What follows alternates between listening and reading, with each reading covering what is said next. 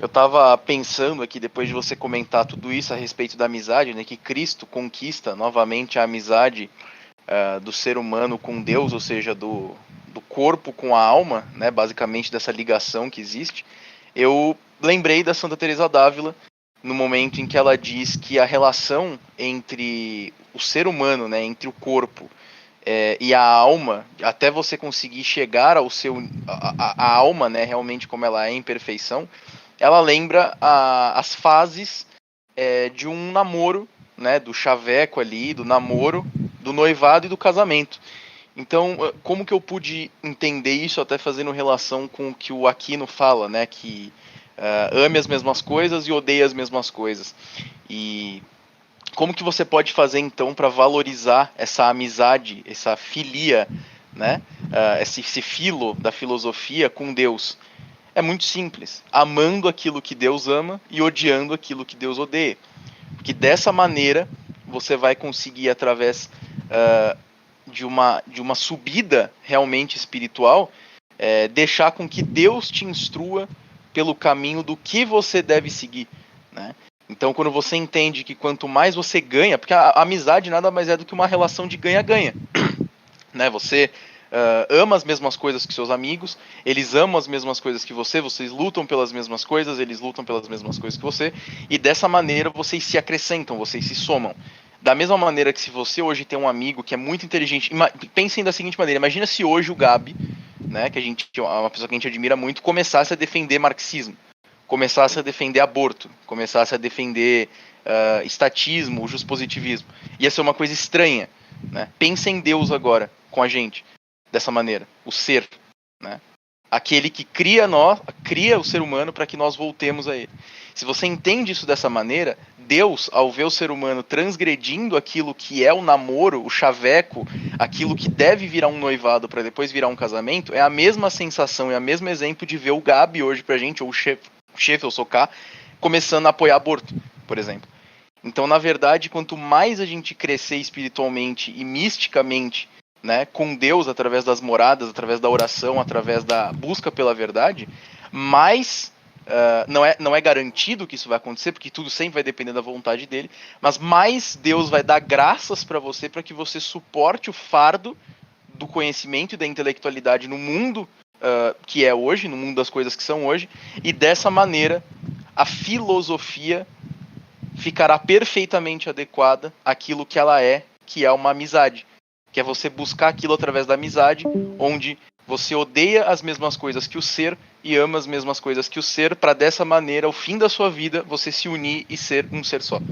É basicamente isso que eu tinha pensado, Gabi.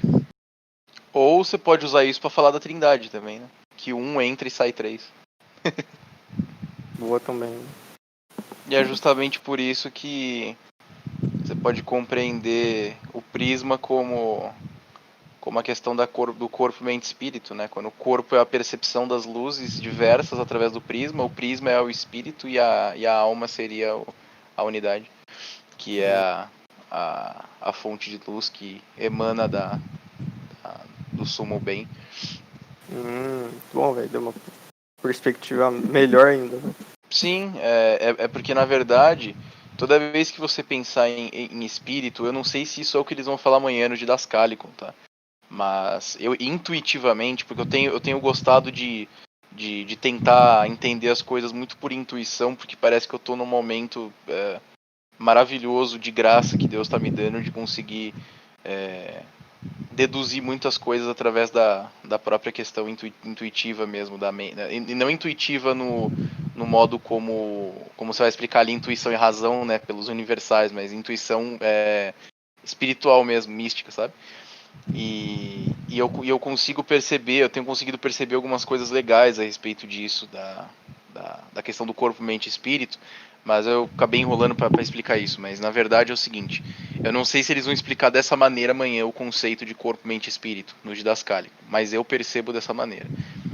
O corpo sendo aquilo que é imperfeito e que recebe através de um mediador aquilo que ele ainda não pode conceber em totalidade, porque ele ainda não consegue fazer isso, né? Então, a própria Santa Teresa d'Ávila diz que a imaginação é a véia doida da festa, né? Então, quando você tem ali o corpo, que seria o ente concreto da coisa, o ser humano, por exemplo, que percebe as coisas através da racionalidade, né? E imagina as coisas, ainda assim ele ainda não está usando a sua faculdade perfeita da inteligência, né? Ele utiliza de alguma maneira, mas de algum jeito, por alguma razão, o espírito acaba sendo corrompido pela concupiscência do ser humano de não conseguir perceber a luz e sim o contraste, né, entre a luz e a sombra. E dessa maneira, o espírito ele acaba sendo o mediador marromeno ali entre o ser humano e a alma, né?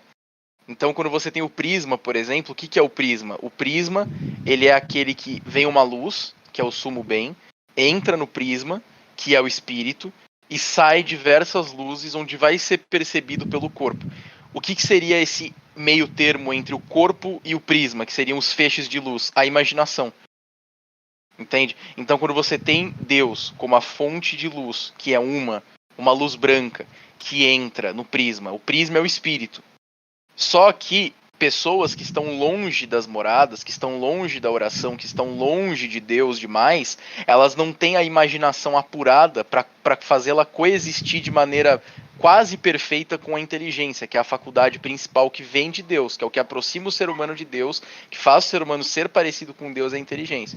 Então, quando você tem essa assimilação que acontece da luz que entra e da luz que sai, o que vai perceber, porque a luz é a mesma, ela só se dividiu. Porque se você diz que a luz não é a mesma, então Cristo não é Deus. Porque senão não são três. É uma só realmente. Mas são três, mas é uma. Entende? Então se você entra uma luz e sai três, a luz continua a mesma. Só que como que você vai perceber esses três feixes de luz? Se você tiver em oração, se você tiver buscando a Deus. Por quê? Porque Deus, quanto mais você busca a Deus, mais Deus se revela para você. Então, quanto mais você buscar a Deus, mais essa lente do prisma vai ficando cristalina e você vai conseguir enxergar e voltar a enxergar como um cego que consegue voltar a enxergar aos poucos. É você quando se aproxima de Deus através das altas moradas. Não precisa nem ser das altíssimas moradas, sexta e sétima. Pode ser até na própria terceira e quarta morada ali, você ainda consegue de alguma maneira ter essa aproximação, né? Então a relação que eu, Cord, faria para esse tipo de coisa é Deus, Uno, entra através do prisma, e não é o prisma que faz ele ser trino, porque senão você está dizendo que você está colocando um qualitativo ali para que se torne, não. Deus é o unitrino. Ele entra no prisma e as pessoas conseguem perceber ele como trino, né? E aí você tem o espírito, que seria o prisma. Entre o espírito e o corpo humano, você vai ter a imaginação, que é o que pode ou ajudar ou fuder tudo. E é por isso que eu sempre penso que a função da literatura imaginativa é justamente aguçar a sua imaginação pro bom e não pra corrupção. Quando você lê Nárnia, por exemplo, e aquilo é fictício, mas são utilizados símbolos e animais que de alguma maneira vão simbolizar aquilo que é o bem e vão direcionar a tua imaginação que vai compreender e vai chegar na verdade, é o que é importante. Tu pode compreender a imaginação, né, que é uma das faculdades do ser humano. Você pode entender a imaginação como filho problemático da família, de fases, né? Então, esse filho, ele precisa do quê? Ele precisa de amor, ele precisa de educação, ele precisa de compreensão, mas acima de tudo, ele precisa de um direcionamento. Porque se você tem um filho problemático, ou um filho que tem problemas sociais, alguma coisa assim, e você não direciona ele para o lugar correto, você tem duas opções. Porque a predisposição para o acidente, ele já tem. Ele vai mudar a todo momento e vai resultar em diversos acidentes, sejam eles de tamanho, de peso, de cor, de qualquer coisa, enfim, né? Mas ele vai mudar. Então você pode direcionar essas mudanças e esses acidentes para uma coisa que é boa ou para uma coisa que é ruim. Quando você lê, por exemplo, livros do Nietzsche, você está direcionando a tua imaginação para algo que não é bom. Ou seja, a sua imaginação tende a ficar mais doente e mais problemática do que ela já é, dificultando a percepção da inteligência. Agora, quando você lê um Nárnia, por exemplo, um Silmarillion, um Senhor dos Anéis, um Lewis, um Cristianismo Puro e Simples, que nem é livro de literatura imaginativa, mas tipo, para ilustrar. O que acontece? A tua imaginação, ela de alguma maneira entra em sinergia, né? Ela volta a girar na mesma velocidade e na mesma frequência que a tua inteligência. E dessa maneira você se aproxima mais de Deus. E ele, ao mesmo tempo, vai te dando mais dele e você vai curando mais a tua inteligência, tua imaginação, até o momento que elas se unem, se fundem em uma só e você não precisa mais se preocupar com a tua imaginação ferrando a tua percepção. Porque elas já se uniram. Então você não tem mais o problema das tentações do diabo, por exemplo, dele querendo te mostrar que uma coisa é outra, porque você já está tão próximo de se adequar perfeitamente à tua faculdade da inteligência que você já não precisa mais se preocupar com a imaginação. E é por isso que ler bons livros de literatura imaginativa é muito importante, para você aguçar a tua imaginação. Porque ela vai ser sempre inconstante. A tua imaginação é uma adolescente. Pensa num adolescente. A tua imaginação é um adolescente. Qual que é o problema do adolescente? Ele é instável. Você não sabe o que ele vai fazer. Você não sabe, uma hora ele tá bem, outra hora ele tá mal. Outra hora ele percebe e fica pensando coisa ruim, outra hora ele tá pensando coisa boa. Né? É a tua imaginação que te faz pecar mentalmente. Quando você tem pensamentos impuros e consente com esses pensamentos impuros, principalmente contra o sexto mandamento, né? O que tá ferrando ali? A tua inteligência? Não, a tua inteligência é perfeita. A tua inteligência vem de Deus. A tua imaginação não vem de Deus. Sacou? Esse é o problema. Então é a tua imaginação que te ferra. Se você treina a tua imaginação para pensar coisas boas, e pensar em Cristo, e orar e tudo mais, o que vai acontecer com a tua imaginação? É simples de entender. Mas eu acho que eu já falei muito, quero ouvir vocês um pouquinho. Eu concordo. Só uma coisa, Cord, pra ver se eu tô na mesma linha que você. Imaginação, você diz, porque, cara, eu não lembro onde eu tinha lido, acho que foi no Trivium, talvez. Que imaginação era que a gente via a realidade, tinha a experiência da realidade, recolhia na nossa mente, na nossa memória, as imagens, né? E o nome era usado com fantasmas, e a gente conseguia reconstruir essas coisas de forma diferente. A questão do percepto, do fantasma e do símbolo. Isso, acho que sim, essa é a explicação mais analítica da coisa. Aqui eu tô entrando numa questão mais simbólica, mais mística mesmo. Entendi. Mas tá certo também que você falou. Mas eu não sei nem se seria. Tá certo no escopo que você tá falando. Mas eu não sei se isso entraria muito no que eu tô dizendo. Porque o que eu tô dizendo, ele é mais a respeito mesmo daquilo que é corrupto do ser humano, entendeu? A imaginação, eu compreendo a imaginação, não sei se é isso, tá? Tudo que eu tô falando aqui pra vocês é o que eu acho. Nada aqui é analítico que eu tô falando pra vocês.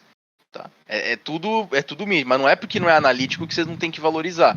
Entendeu? Eu gosto muito de analítica. Mas é que geralmente eu sei que vocês não vão desvalorizar, mas é que geralmente quando eu falo isso as pessoas pensam, então se não é analítico, foda-se, né? Mas é porque tem muita coisa que não é analítica, né? E que vai ajudar muito vocês a conseguir compreender algumas coisas. Mas a imaginação, quando eu digo aqui, ela é aquilo que não faz parte da perfeição, que é a inteligência. Então, a imaginação seria o resultado da experiência humana em um mundo pós-pecado original. Só que isso de maneira metafísica, porque a imaginação não é física, né? Então seria aquilo que não está em conforme com Deus, mas pode estar. Porque se a tua imaginação, se você tem uma imaginação de criar histórias para crianças com personagens bíblicos ou com animais que simbolizem os personagens bíblicos, como o Lewis fez em Nárnia, a tua imaginação está, a gente não sabe se 100%, mas ela tem uma grande probabilidade de estar em conforme com Deus. Agora, se a tua imaginação está pensando em pornografia, por exemplo, ela não está. Só que é justamente essa questão da possibilidade, da potência de mudar, que faz com que a imaginação não seja perfeita. Porque aquilo que é perfeito não pode mudar. Sim. Você entendeu? Então, você percebe que isso que eu tô falando não tem analytics? Eu tô tipo meio que tentando explicar do meu jeito, do que eu tenho percebido, mas não tem... o Gabi talvez poderia explicar de uma maneira mais analítica, mas eu tô palpitando aqui mesmo, entendeu? Eu tô literalmente palpitando, mas é o que eu percebo a respeito disso. Entende? A imaginação ela é o corrupto daquilo que ainda não é perfeito, porque tem potência de mudança, né? Então se algo ali tem potência para mudar, essa coisa não é perfeita, né? Porque ela pode mudar, e se ela pode mudar tanto para bem quanto para o mal, porque se você pode praticar o bem, quer dizer que você está passível de praticar o mal. Então, se a sua mente a sua imaginação, no caso, né? Ela tem a possibilidade, a potência de mudar para algo que não é bom, isso quer dizer que não está em conforme com Deus, de alguma maneira. Ah, entendi. Por isso, então, pela imaginação, ser uma potência humana de projetar aquilo que pode ser bom, por exemplo, o Nárnia, assim como pode ser algo ruim, por exemplo, qualquer, sei lá, um pensamento pornográfico, por exemplo, ela é imperfeita por esse motivo, enquanto a inteligência, que também é algo humano, ela é perfeita no sentido de que veio de Deus. Vem de Deus. Ela foi criada por Deus, então necessariamente é boa. Exato. Inclusive, se você conseguir pegar, isso tá lá no meu vídeo que eu fiz esses dias da prova de Deus. Quando eu digo que o problema do multiverso é que é uma mente que cria aleatoriedades, né? Olha como é que as coisas se conectam, pra você ter uma ideia. Por que a possibilidade do multiverso como necessário é impossível? Porque ela cria aleatoriedades. E uma mente, né, que tem como característica principal a inteligência, não pode criar aleatoriedades. O que isso está querendo dizer? É que ela não pode criar algo que não é constante. Ela não pode criar algo que não é perfeito. Então, para ela não poder criar algo que não é perfeito, quer dizer que ela tem que ser perfeita. E ela não pode mudar. Então, a inteligência é a faculdade do ser humano que não muda. É a faculdade do ser humano que está mais próxima de Deus. Só que o problema é que tem a imaginação, que é a véia doida que está no meio. Então você precisa conseguir limpar a tua imaginação para conseguir chegar com mais clareza à tua racionalidade. Por isso que dificilmente um esquerdista, um progressista consegue compreender quando você põe qualquer assunto que não seja do feitio dele no meio. Porque a imaginação do cara tá tão suja, mas tão suja, que ele não consegue acessar a racionalidade dele.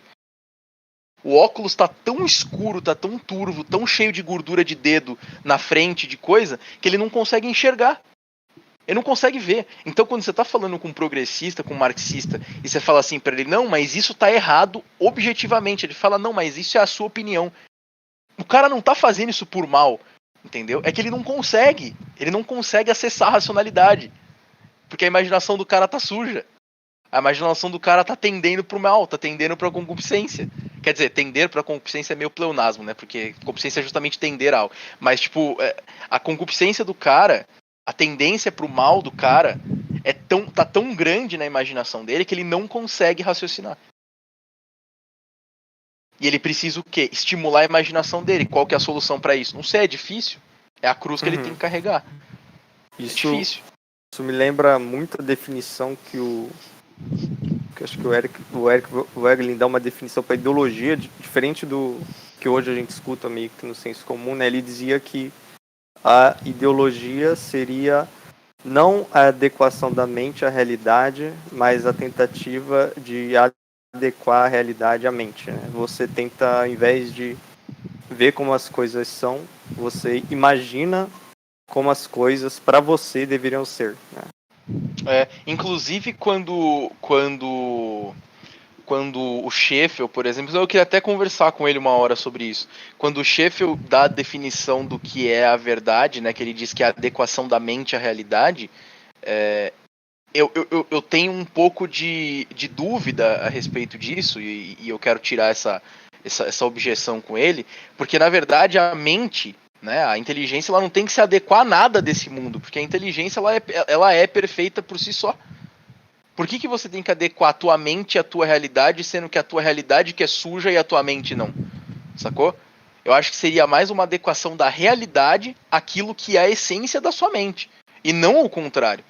Porque senão você está dizendo que você está aplicando uma coisa corrupta como algo que vai, tipo, ir de encontro a algo que não é, quer dizer, uma coisa que não é corrupta indo de encontro àquilo que é corrupto. Isso não faz sentido.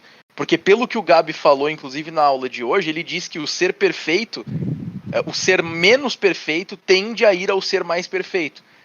Se você tem a realidade, o ser humano como um ser menos perfeito do que a inteligência que tem na mente dele, como é que a inteligência tem que vir ao ser e não o ser ir à inteligência? Uhum. Faz sentido isso pra vocês? Eu não, cara, não sei, eu não saberia dizer porque, bem, eu sempre pensei nesse sentido primeiro de adequação da mente à realidade, eu teria que pensar um pouco mais, sabe? Porque sinceramente, não faz sentido se adequar uma coisa mais perfeita a uma coisa menos perfeita, entendeu? Uhum.